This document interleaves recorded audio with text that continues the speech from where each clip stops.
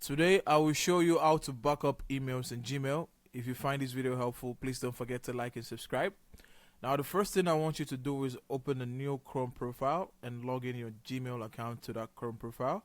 It's going to look like this, signed in when you log in. Now after that, I want you to open a new tab and I want you to go to takeout.google.com. So takeout.google.com. Once you go to takeout.google.com, you're going to scroll down, you're going to deselect all of this, and you're going to scroll down till you see mail.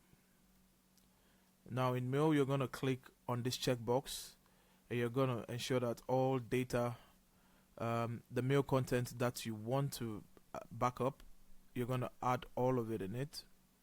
And you're going to click on OK. You're going to scroll down, and you're going to click next step.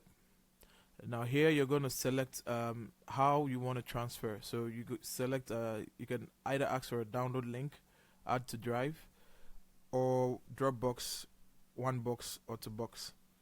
You can export once or every 2 months, and the file size you can zip it up or TGZ.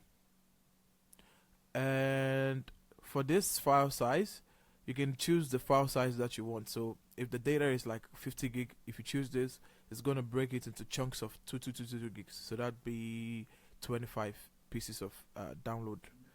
And then you click on create export.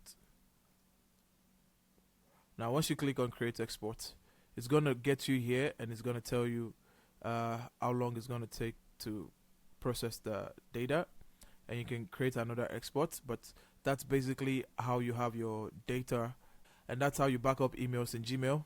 If you find this video helpful, please don't forget to like and subscribe. Until the next one, see ya.